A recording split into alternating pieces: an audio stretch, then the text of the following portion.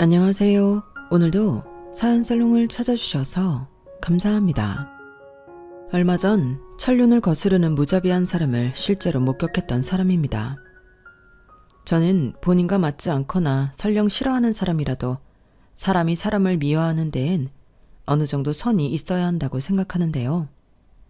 가령 싫어하는 친구였더라도 목숨이 위태로울 정도로 큰 병에 걸리면 안쓰러운 마음을 느끼는 게 맞지, 그 기회에 그 친구가 죽길 바라는 건 옳지 않잖아요. 사실 이건 당연한 상식이라고 생각하는데, 이런 당연한 상식 없이 인성 자체가 무자비한 사람이 존재하더라고요. 뉴스나 TV 드라마가 아닌 실제 제 주변에서 말이에요. 저에게 있었던 정말 놀라웠던 이야기를 많은 분들께 들려드리기 위해서 이렇게 제 이야기를 보냅니다. 부디 다들 자나깨나 사람 조심하시길 바라요. 이야기의 시작은 제가 8년간의 긴 연애를 끝내고 예비 남편과 결혼을 약속했을 때랍니다. 예비 남편과 저는 같은 무역회사의 입사 동기로 처음 만나 함께 일하다가 연애를 시작하게 되었죠. 예비 남편은 저보다 3살 연상이었는데 정말 성실하고 책임감 있는 사람이었어요. 같이 입사한 동기들 중에서도 단연 눈에 띄는 사람이었고, 결과적으로 저희 중 가장 빨리 승진을 한 사람이기도 했답니다. 저는 그런 예비 남편과의 연애 기간이 길어질수록 자연스레 예비 남편과의 결혼에 대해 생각하게 되었죠. 그런데 연애 4년차, 5년차가 되고 제 나이가 30이 넘어가도록 예비 남편은 결혼의 기억자도 꺼내질 않는 거예요. 그렇다고 저한테 마음이 떴냐 하면 그것도 아니었습니다. 늘 변함없이 다정하고 잘해주었죠. 결국 저는 참고 참다가 예비 남편에게 먼저 결혼 이야기를 꺼내게 되었는데요. 우리가 벌써 사귄 지 7년이 다 되어가. 나도 30이 넘었고 오빠도 30 중반이잖아. 그런데 왜 아직도 결혼 얘기를 안 해? 나랑은 결혼하기 싫어? 은진아, 그런 게 아니야. 나는 결혼에 대한 생각이 없어서 그래. 미안해. 앞으로도 너랑 이렇게 즐겁게 사는 건 얼마든지 좋아. 하지만 결혼은 하고 싶지 않아. 왜? 그럼 나더러 평생 노처녀로 늙어 죽으라는 거야? 나는 이제 안정적인 삶을 살고 싶어. 남들처럼 결혼도 하고 아이도 낳는 그런 삶 말이야. 오빠는 그런 삶이 싫어? 그런 게 아니라, 솔직히 말하자면 우리 가정사 때문이야. 너도 알잖아. 우리 집이 그다지 화목하지 않은 집안이라는 거. 결혼하면 네가 우리 가족의 일부가 된다는 건데, 그럼 너도 같이 불행해지는 거잖아. 우리 그러지 말자. 원래 결혼이란 건 행복한 것도 같이 하고 불행한 것도 같이 하는 거야. 그리고 혹시 알아? 내가 오빠 가족이 되면서 문제가 다 해결될지? 그런 게 아니라면 서로의 집안에는 관여 안 하고 우리 둘만 행복하게 지내도 되잖아. 그게 현실적으로 어디 쉬운 일이야? 그럼 나랑 헤어질 거야? 물론 오래 사귀었던 만큼 예비 남편의 걱정이 무엇인지 저도 인지는 하고 있었어요. 예비 남편은 대학생 때 아버지가 돌아가시고 어머니와 남동생과 함께 살고 있었는데, 어머니가 지나치게 장남인 예비 남편만을 편애한다는 것이었어요. 지나고 보니 그 당시에 저는 예비 남편이 너무 착해서 그런 고민을 하는 거라고만 생각을 하고 있었죠. 세 자매 중 둘째로 자란 제 입장에선 부모님이 절 편애하는 게 어느 정도로 심각한 일인지 깊게 생각할 수가 없었기 때문이었어요. 하지만 30이 넘은 나이였던 저는 예비 남편에게 이별이라는 최광수를 둘 정도로 결혼에 대한 생각이 굴뚝 같았고, 결국 1년간의 고민 끝에 예비 남편은 저와 결혼을 하기로 약속했답니다. 1년 동안, 아니 8년이라는 긴 시간 동안 기다리게 해서 미안하다는 말과 함께 예비 남편이 프로포즈를 했을 때는 눈물이 왈칵 쏟아져 나올 정도로 감격스러웠죠. 제가 얼마나 결혼을 하고 싶었는지 알고 있던 주변 사람들은 하나같이 저희의 결혼을 축하해 주었답니다. 오래 사귄 연인들이 오히려 결혼을 못한다던데, 너희 커플은 다행히 결혼에 꼴이 있네? 축하해. 은진 씨가 그렇게 결혼하고 싶어 하더니 결국 목표를 달성했구만. 멋있다. 요즘 젊은 사람들은 여자도 저렇게 진취적이라니까? 이런 이야기를 들으니 제가 신부가 된다는 것도 실감이 나면서 구름 위에 붕붕 뜬 채로 생활하는 것만 같았어요. 예비 남편이 저희 집에 인사를 드리러 왔을 때도 저희 부모님과 언니 동생이 정말 마음에 들어 했죠. 그 전부터 익히 예비 남편에 대해 많은 얘기를 들어와서 이미 좋은 사람이라고 생각하고 있었는데 직접 만나보니 훨씬 더 사람이 바르고 선하다면서요.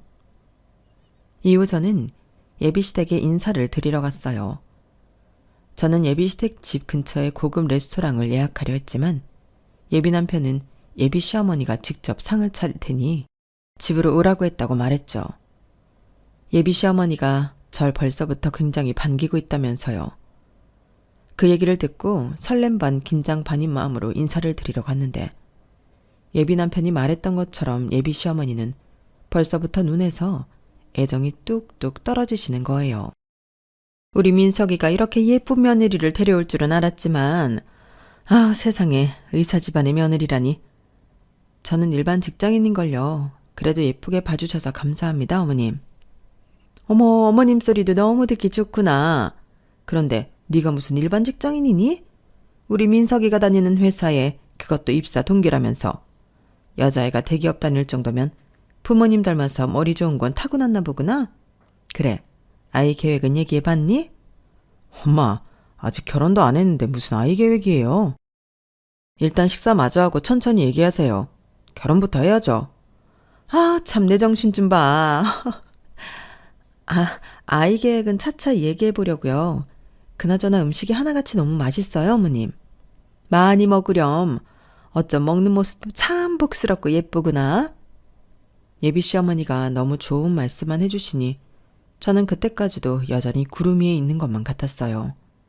하지만 내심 신경 쓰이고 있었던 부분이 있었는데 그 자리에 예비 동생은 없었다는 거였죠. 저는 일부러 예비 남편이 분위기 좋으라고 안 불렀나 싶었어요. 식사를 거의 마칠 때쯤 예비 시동생이 현관문을 열고 들어오기 전까지는 말이에요. 늦어서 죄송합니다. 안녕하세요, 형수님. 민석이 형 동생 진우라고 합니다.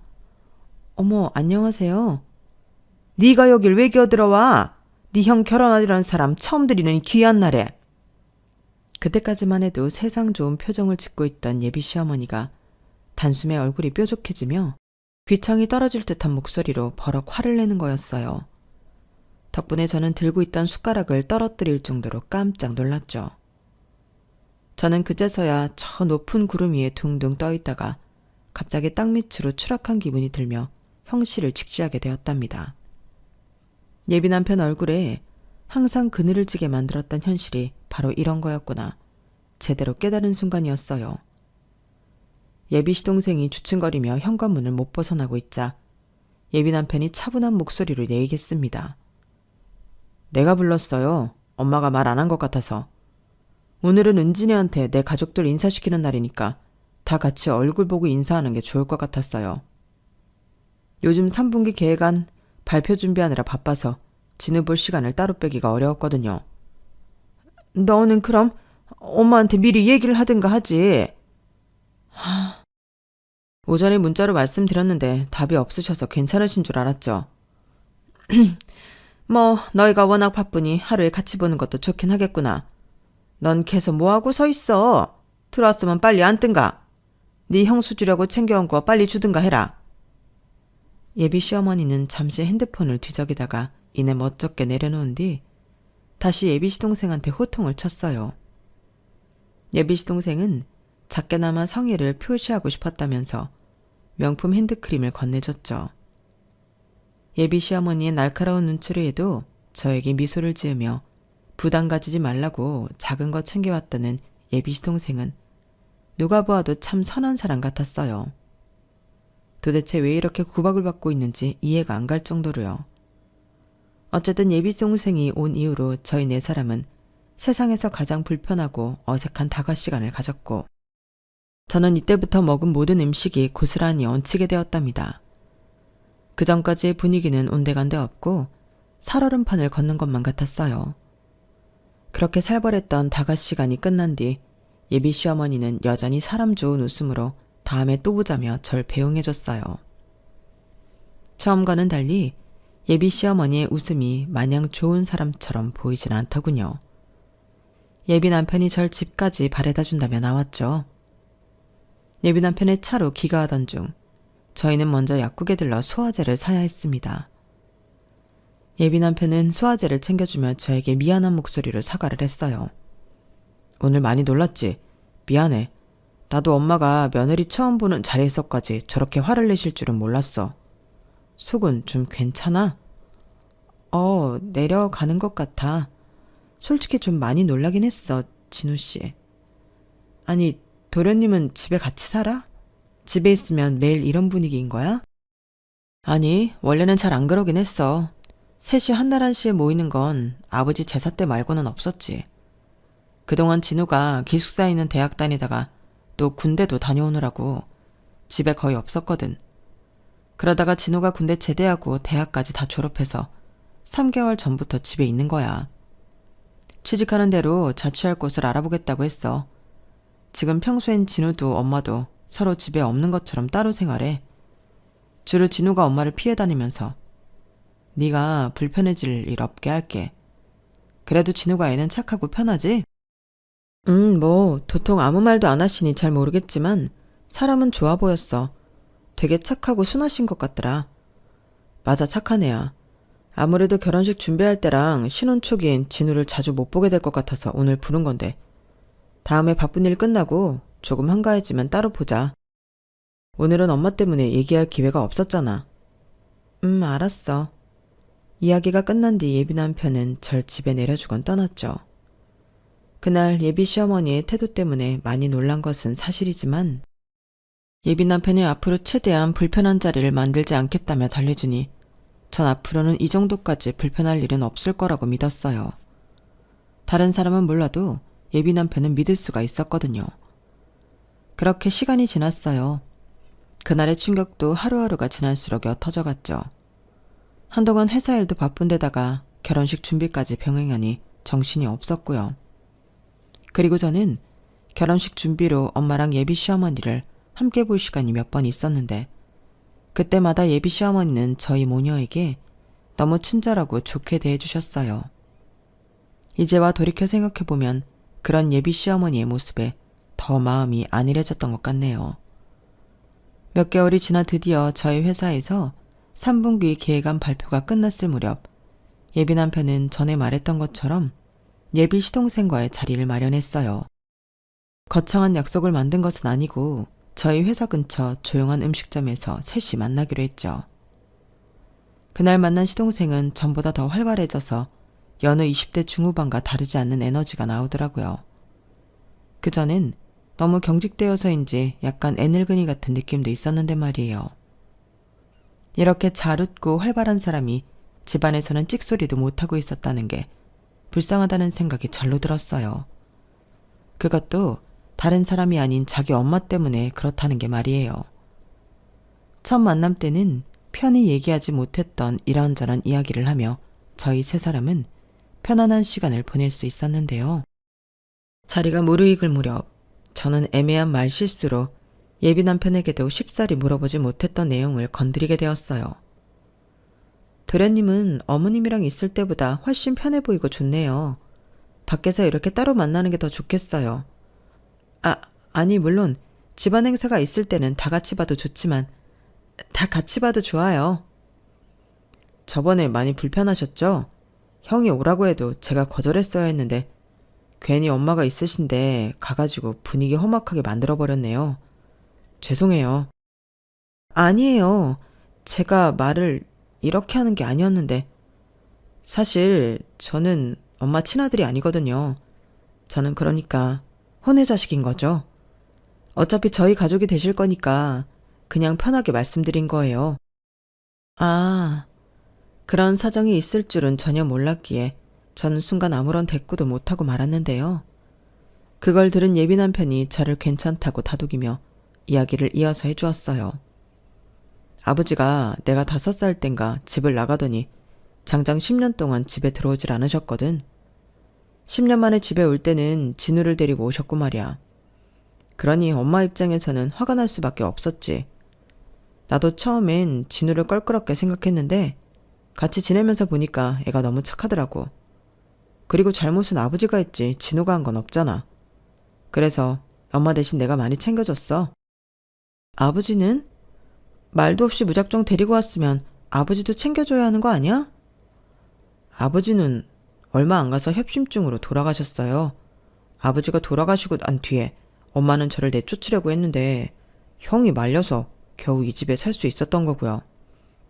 그건 그럴 만한 이유가 있었어. 아버지가 돌아가시기 전에 내가 먼저 황천길을 건널 뻔한 걸 진우가 구해줬거든. 이후 예비 남편이 저에게 들려준 이야기는 정말 놀라웠어요. 예비 남편이 대학 입시를 앞두고 있던 시기에 예비 시어머니는 큰아들에게 등하교를 더 편하게 할 수 있도록 자전거를 선물로 사줬다고 해요. 당시 다니던 고등학교가 집에서 거리도 애매하고 교통편도 좋지 않았기 때문에 예비 남편은 자전거를 매일같이 타고 다니게 되었죠. 그러던 어느 날 학교가 끝나고 집으로 돌아가는 길에 브레이크가 고장나는 바람에 예비 남편이 크게 다치는 일이 생기고 만 것입니다. 행여 지나가는 행인이나 자동차를 치게 될까봐 예비 남편은 그 와중에도 사람이 잘 지나다니지 않는 곳으로 방향을 틀었고 결국 움직이지 못할 정도로 크게 다쳤음에도 몇 시간 동안 도와줄 사람을 찾지 못한 채 방치되었다고 해요. 당연히 집에서 기다리고 있던 예비 시어머니는 난리가 났고 예비 시동생과 함께 거리로 나서게 되었는데요. 날도 어두워지고 도로변으로 기어나가는데 그때 진우가 날 발견한 거지. 제가 눈치도 없이 엄마보다 먼저 형을 발견하게 된 거예요. 형이 무릎이 아예 쓸리고 꺾여 있는데 당시 제가 핸드폰이 있나요? 뭐가 있나요? 일단 형을 들쳐업고 집으로 무작정 온 거죠. 그럼 어머님 입장에서는 도련님이 고마웠을 것 같은데요. 그렇게 아끼시는 큰아들을 구해준 거잖아요. 나도 그렇게 생각했는데 엄마가 집에 들어오자마자 처음 한 말은 고맙다는 말이 아니었어. 네가 뭔데 나보다 내 아들을 더 먼저 찾았냐는 말이었지. 뭐? 그게 무슨... 예비 시어머니는 혼외자인 작은아들이 큰아들을 구해주었다는 사실을 절대로 받아들이지 않으셨고 오히려 더 크게 화를 냈다고 해요. 심지어는 자신이 선물한 자전거의 브레이크가 갑자기 고장나는 게 말도 안 된다며 작은아들을 의심하기까지 했다고 하더군요. 보다 못한 예비 남편이 그런 예비 시어머니를 말려서 겨우 화내는 걸 멈추긴 했지만 두 사람의 사이는 더더욱 안 좋아졌다고 해요. 그래도 그때 이후로 형이랑은 친해졌잖아. 원래는 서로 말도 안 걸었는데. 밖에서 만나면 떡꼬치도 사주고 대학을 간 이후에는 용돈도 몇 번 쥐어줬어요. 그런 엄청난 사연을 듣고 나니 웃으면서 예비 남편을 칭찬하는 예비 동생이 더 안쓰럽게 느껴졌죠. 그날의 식사 자리가 끝난 뒤 저는 솔직히 시어머니에 대한 좋았던 마음이 전부 사라지게 되었어요. 만약 결혼을 한 이후에 제가 예비 시어머니의 눈에서 벗어난다면 저에게도 똑같이 대하진 않을까 하는 걱정도 올라왔고요. 제가 밀어붙여서 준비하게 된 결혼인데 제가 먼저 결혼을 모를 수도 없는 노릇이라 저는 남모르게 고민이 깊어만 갔죠. 약속한 당일날 저희 네 사람은 압구정에 있는 백화점에서 만나게 되었어요. 예비 시어머니는 절 보고 여느 때처럼 활짝 웃으며 맞이해 주셨지만 바로 옆에서 자신의 외투와 가방을 들고 있는 예비 시동생에겐 눈길 한 번을 주지 않았죠. 예비 남편이 미리 얘기를 해놓은 것인지 그날은 예전처럼 언성을 높이거나 표정을 험악하게 굳히진 않긴 하더군요. 그럼에도 그 모습이 불편했던 저는 그날의 일정이 빨리 끝나기만을 바라며 쇼핑을 시작했답니다. 시어머니를 위한 명품 주얼리를 고르는 데엔 거의 3시간 가까이 시간이 흘렀어요. 그리고 시동생의 정장 세트를 고르는 데엔 불과 30분 정도의 시간만 소요되었죠. 정장에 어울리는 구두를 맞춰주고 싶었지만 예비 시어머니가 그렇게 놔두질 않더군요. 오래 걸으니 무척 피곤하구나. 그만 식사하러 이동할까? 어머님, 그럼 잠시만 여기 앉아 계세요. 구두 고르는 데엔 그렇게 시간 안 걸릴 거예요. 아, 나는 이런 의자나 영 배겨서. 은질이 너는 배 안 고프니? 나는 너무 피곤하고 허기져서 빨리 여기를 좀 나가고 싶은데. 구두는 괜찮아요. 저도 이미 여러 개 가지고 있거든요. 얼른 나가서 식사하러 가요. 예비 시동생의 말이 끝나기가 무섭게 예비 시어머니는 쌩 하고 가게를 나가버렸고 남은 저희 세 사람은 조용히 그 뒤를 따라 나갈 수밖에 없었죠. 저는 예비 시어머니에 대한 마음이 점점 더 안 좋아지는 걸 티내지 않으려고 노력하며 미리 예약해두었던 근처 음식점으로 향했답니다. 예약해둔 룸에 들어가 앉았을 때도 저는 어서 빨리 식사 시간이 끝나고 집에 돌아가 이 결혼에 대한 혼란스러운 마음을 정리하고픈 마음만 굴뚝 같았는데요. 자리에 앉자마자 예비 시어머니가 어머 하면서 백화점에 스카프를 놓고 왔다고 하시는 거예요. 내 정신 좀 봐. 곳에 스카프를 놓고 왔네. 아까 2층에 도착했을 때만 해도 내가 분명히 메고 있었는데. 식사 끝나고 다시 들러서 찾아볼까요? 아까 어머님 목걸이 보실 때 풀으시고 손에 들고 다니시다가 잃어버린 것 같아요. 야, 너 우리가 무슨 매장 돌아다녔는지 다 기억하지? 예비 시어머니는 제 말은 들은 채도 안 하고 턱짓으로 예비 시동생을 가리키며 물었어요. 그러자 예비 시동생은 군소리 없이 일어났죠. 네, 제가 한번 찾아보고 올게요. 도련님 괜찮아요. 거기가 차로 15분 거리인데 어떻게 가려고요? 일단 식사하고 찾아보고 분신물 나온 게 없다고 하면 제가 하나 사드릴게요. 괜찮다. 쟤 시키면 되는데 뭐하러 허튼 돈을 쓰니? 제가 군대 다녀온 지 얼마 안 돼서 금방 다녀올 게다. 네, 괜찮아요, 형수. 금방 다녀올게요. 예비 시동생은 괜찮다며 밖으로 나갔고 저는 언짢은 마음을 숨기지 못했습니다. 사실 그동안 살면서 제가 세 자매 중 둘째였기 때문에 저희 집에서는 이래저래 서름을 많이 당해왔다고 생각하고 있었는데요. 저와는 비교도 안 되게 집에서 천대를 받고 있는 예비 시동생을 보니까 여러 가지 의미로 마음이 너무 안 좋았어요. 아니, 사실 그 모습을 보는 누구라도 저와 같이 불쾌하셨을 거예요. 예비 시어머니의 행동은 너무 명백하게 일방적인 괴롭힘이었으니까요. 굳어진 제 표정을 아는지 모르는지 곧이어 첫 번째 에피타이저 음식이 세팅되면서 예비 시어머니는 아무 일 없었다는 듯 식사를 맛있게 즐기기 시작했어요.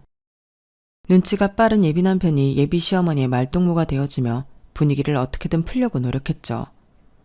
저는 말없이 음식만 깨작대며 오늘 저녁에 예비 남편에게 어떻게 결혼을 무르고 싶다고 이야기할지 고민하고 있었는데요. 약 10분쯤 지났을까요? 예비 남편의 핸드폰으로 전화가 한 통 걸려온 거예요.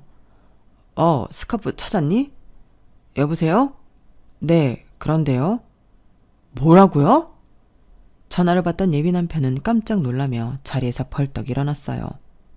금방 그리로 가겠다며 전화를 끊은 예비 남편은 충격적인 소식을 전했습니다.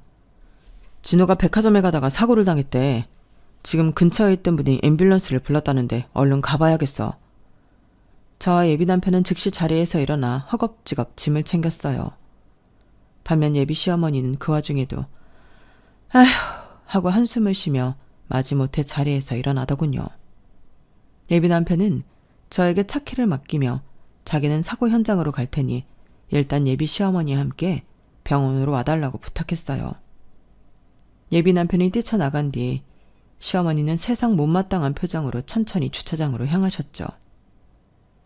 저는 그 모습을 보고 속에서 천불이 나는 것 같았지만 일단은 거기서 말싸움을 하는 것보다 빨리 차를 빼는 게 급선무였기 때문에 화를 참았답니다. 곧 예비 남편에게서 방금 앰뷸런스가 어느 병원으로 갔고 자신은 경찰서에 들렀다 온다고 연락이 왔어요. 그 말에 저는 바로 병원으로 내달렸죠. 병원에 도착해 저는 정신없이 예비 시동생을 찾아갔는데요. 생각보다 상태가 훨씬 심각했는지 병원 측에서도 보호자를 찾고 있었더라고요.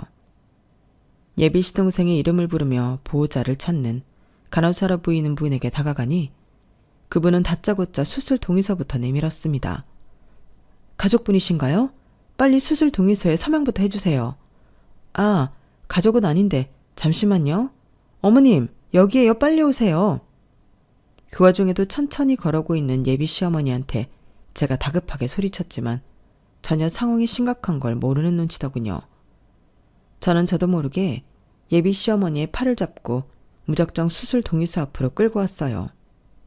어머님, 빨리 서명해주세요. 지금 상태가 심각한 것 같아요. 환자분이 지금 머리를 다치신 상태라 많이 위독하세요. 오토바이에 치이시면서 하필 보도블럭에 부딪혀서. 아, 그럼 수술비가 어마어마하게 나오겠네요. 예? 머리를 다쳐서 하는 수술이니까 보통 수술은 아닐 거잖아요. 그쵸? 아, 정말. 볼펜과 수술 동의서를 들고 있던 간호사는 순간적으로 아무 말도 하지 못했고 저 역시 엄청난 충격을 받아 그 자리에서 굳어버리고 말았어요. 아무리 그래도 사람의 목숨이 왔다 갔다 하는 그 긴박한 와중에 그런 말을 내뱉다뇨. 그 상황에 수술비 생각을 먼저 했다는 것 자체가 상상도 못한 일이었어요. 일단 서명은 안 할래요. 우리 큰아들 오면 얘기하든지 해봐야겠어요. 어머님, 지금 그게 대체 무슨 소리세요? 방금 이분이 설명한 거 못 들으셨어요? 지금 사람 목숨이 위험하다고 하잖아요. 얼른 사인하세요. 너야말로 설명을 제대로 들은 거니? 예, 머리가 다쳤대잖니. 너는 어려서 모르겠지만 머리가 다친 거라면 깨어나도 문제일 수 있어. 그러면 괜히 돈만 버리고 그냥 둬라. 예비 시어머니가 인간이라면 뱉을 수 없는 미친 소리들을 내뱉고 있는 동안 어느새 간호사는 어디론가 사라지고 없어졌어요.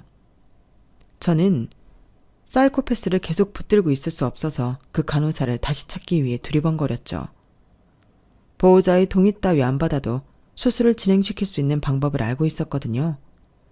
그걸 간호사에게 전달하려고 했는데 눈에 보이지 않아 답답하려던 찰나에 의사복을 입은 누군가가 저희를 향해 급하게 다가오는 게 보였어요.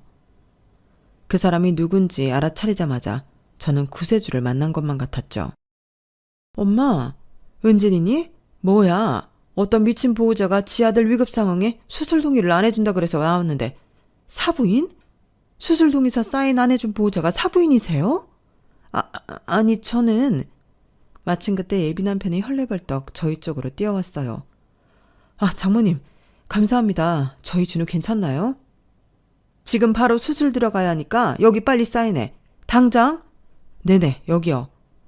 엄마는 예비 남편의 사인만 받고 얼른 다시 수술실을 향해 달려갔어요. 예비 남편은 곧 저와 예비 시어머니 사이에 이상한 분위기를 알아차리고는 물어보았죠. 진우, 어떻게 됐대? 장모님이 직접 수술 맡아주신다고 한 거야? 자기가 연락했어?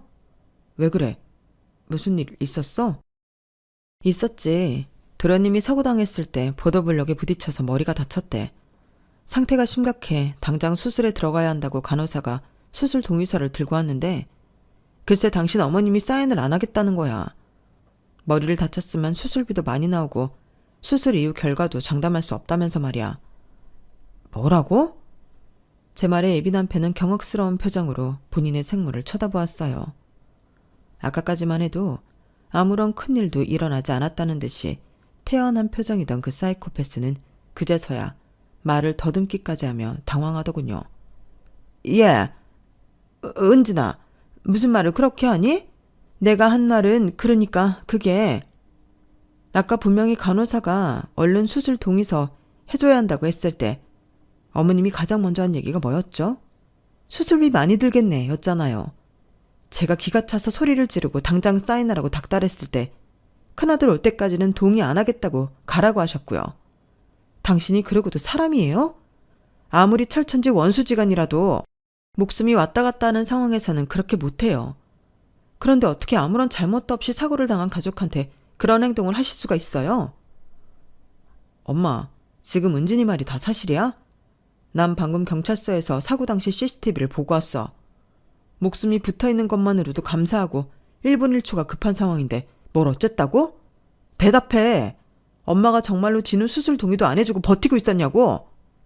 아니, 내가 안 해도 어차피 네가 곧 와서 할 거 아니었니? 너는 무슨 엄마한테 그렇게 소리를 지르고 그래? 엄마가 거절한 그 시간 때문에 진우가 잘못되면 어떨 거였냐고? 걔가 어쩌다가 사고가 났는지 그새 잊어버렸어? 엄마가 스카프 잃어버렸다고 찾으러 오라고 해서 나갔다가 이 사달이 난 거잖아. 그런데 애가 죽든 말든 내버려 두려고 했다고? 내 말은 어쨌든 우리 집안 벌이야. 네 월급밖에 없고 또 애가 만약 잘못돼서 죽느니만 못한 상태가 되면 뭐라고? 엄마, 지금 엄마가 무슨 소리를 하고 있는 줄 알아? 예비 남편은 기가 차다는 듯 헛웃음을 내뱉었고 그 여자는 더 이상 말을 잇지 못했어요. 옆에서 듣다가 저도 참지 못하고 그날 내내 목구멍까지 차올랐던 말을 뱉어버렸습니다. 안 그래도 오늘 이야기하라고 했는데 잘 됐네. 저희 결혼은 없던 일로 해요. 난 이 아줌마가 그냥 단순히 진우 씨를 싫어하는 줄로만 알았는데 이제 보니 그런 수준이 아니었네요. 그냥 당신이 사이코패스인 거예요. 기본적인 인간성이 아예 없는 사람이라고요. 이런 사람이랑 무서워서 어떻게 가족이 되겠어요. 전 당신 며느리가 되고 싶지 않아요. 오빠 미안한데 우리 결혼 없던 일로 해. 그게 아니라 은진아, 내 말 좀 들어보거라. 내가 이러는 데엔 다 이유가 있단다. 어떤 이유라도 이런 행동은 용납될 수가 없다니까요. 아직도 이해가 안 되세요? 지금 당신은 멀쩡한 사람을 죽이려고 했다고요. 저 애는 내 아들이 아니야. 쟤는 지 아빠가 어디서 굴러먹다 데리고 온 남남이라고. 내가 왜 남의 자식을 아들인 척 돌봐주고 수술비까지 내줘야 한단 말이냐? 여지껏 먹이고 입혀준 것도 내가 오히려 베풀어준 거라고. 집도 재산도 전부 아버지 유산으로 받은 거니까 진우가 자기 몫을 받은 거죠. 엄마가 베풀어준 게 아니에요. 지금 그게 중요해요? 남이건 원수건 사람을 죽이라고 했잖아요. 저도 따지고 보면 남인데 제가 이 집 며느리로 들어갔다가 저런 사고 당하기라도 하면 그때는 꼼짝없이 죽기만 바라실 건가요? 전 더 이상 할 말 없어요. 이 결혼은 안 하는 걸로 하겠습니다. 저는 그 말을 끝으로 병원을 나와버렸어요. 그 여자는 그런 제 뒤에 대고 끝까지 자기 잘못이 아니라고 사람을 죽이려는 거랑은 다르다며 우겨댔죠. 저는 그 소리를 듣고 치를 떨며 집으로 돌아와 버렸네요. 그리고 다음날 오전 일찍 집에 들어온 엄마와 깊은 대화를 나누었습니다. 다행히 수술은 잘 끝났고 앞으로의 상황은 계속 시간을 두고 지켜봐야 한다고 하더군요. 엄마는 예비 시동생의 수술 경과만 알려준 뒤 조용히 제 말을 기다려주셨어요. 저는 그간의 일을 엄마한테 전부 이야기했습니다. 그 집안의 과거 스토리와 전날 백화점, 식당, 병원에서 있었던 모든 일을 털어놓았어요. 제 말을 전부 귀담아 들은 엄마는 그런 집안이랑 이제라도 결혼을 취소한다니 잘 결정했다며 저를 다독여 주셨답니다. 그리고 저희 가족이 모두 모였을 때 제 결혼이 무산되었다는 소식을 공지했어요. 다른 가족들도 따로 엄마가 얘기를 하셨는지 하나같이 잘했다고 제 결정을 칭찬해 주었죠. 이 일이 있은 지 약 일주일 정도 지났을 무렵 예비 남편에게서 연락이 왔습니다. 그 일주일 동안은 예비 남편이 전에 없던 긴 휴가를 사용해 회사에서도 모습을 볼 수 없었기에 일주일 만에 만난 예비 남편의 몰골을 보고 저는 깜짝 놀랄 수밖에 없었어요. 항상 깔끔하게 정돈된 모습만 봤었는데 면도도 안 하고 다크서클도 심하게 내려온 상태로 나왔거든요. 예비 남편은 다행히 동생은 잘 깨어났고 다 나으면 건강해질 것이라고 소식을 전해주었어요. 다행이네. 앞으로 치료받는 게 또 오래 걸리겠네. 그래도 치료가 끝나고 나서는 팔다리 모두 건강해진다고 하니까 그건 견딜 수 있지 뭐. 진우 병원비는 전부 내가 부담할 거고 파원 위자료도 내가 다 지불할게. 예식장이랑 스드메 알아봤던 거 그것도 내가 부담할 테니까 걱정하지 마. 금액이 만만치 않은데 괜찮겠어? 드레스랑 메이크업은 내 이름으로 예약했었으니까 그냥 내가 알아서 부담할게. 아버지 유산을 쓸 거니까 너무 걱정하지 마. 나 집 내놨어. 엄마랑은 더 이상 한 집에서 사는 게 무리일 것 같아서 그냥 원룸 하나 구해주고 거기서 지내시라고 했어. 집값 받고 나면 우리 결혼 취소했던 거랑 진우 병원비 전부 해결할 만큼은 돼. 그리고 엄마가 살 원룸이랑 나랑 진우가 살 오피스텔도 마련할 수 있고. 나 이제 엄마랑은 연 끊고 살려고. 그렇구나. 오빠는 괜찮아? 생각보다 괜찮아. 진작 이랬어야 했구나 싶어. 진우 퇴원하고 통원 치료 받는 것까지 내가 같이 지내면서 봐줄 수도 있고. 내가 오늘 보자고 한 건 사실 우리 얘기도 하고 싶어서야. 혹시 내가 엄마랑 연을 완전히 끊어내면 나랑 계속 만나줄래? 너만 괜찮다면 나는 결혼하고 싶은데. 네가 결혼하기 싫다면 그냥 전에 그랬던 것처럼 연애만 해도 좋아. 나는 잘 모르겠어. 사실 지금은 오빠를 보면 그때의 일들이 계속 생각나거든. 오빠가 연을 확실히 끊었다면 고민해 볼 수는 있을 것 같아. 그래, 천천히 고민해줘. 나는 기다릴 수 있으니까. 예비 남편은 그 말을 끝으로 자리에서 일어났고 저희는 그렇게 헤어졌어요. 그날 이후로는 회사에서도 웬만하면 마주치지 않았죠. 제 느낌으로는 예비 남편이 저를 피하는 것 같아요. 그래도 가끔씩 전화로 연락을 하곤 하는데 그때마다 동생이 잘 회복되고 있다는 말만 할 뿐, 시어머니가 될 뻔했던 그 사람에 대해선 자기도 모른다고 하더군요. 그것 말고는 전처럼 데이트를 하거나 서로 애정 표현 같은 건 일절 안 하고 있네요. 제가 이렇게 제 사연을 보내게 된 것은 많은 사람들에게 의견을 물어보고 싶어서였어요. 저로서는 상상도 못할 엄청난 일을 겪고 나니까 한동안은 그저 잘 먹고 아무 생각 없이 잘 잠드는 것에만 집중을 해야 했을 만큼 저도 충격의 여파에 시달렸거든요. 그런데 마음의 안정을 조금 되찾고 나니 자기 생모와 연을 끊어낸 뒤 저와 결혼하고 싶다는 예비 남편을 다시 받아주는 것이 어떨까 싶은 마음이 자꾸 들더군요. 이게 단순히 정 때문에 마음이 가는 것 같은데 예비 남편과 다시 재결합을 해도 될지 말지 도저히 모르겠어요. 여러분의 생각을 댓글로 남겨주시기 바랍니다. 지금까지 제 이야기를 들어주셔서 감사해요. 행복하고 건강하세요. 여러분, 사연 댓글에 응원과 현명한 조언 부탁드려요. 좋아요와 구독은 저에게 큰 힘이 됩니다. 오늘도 좋은 일 가득하세요.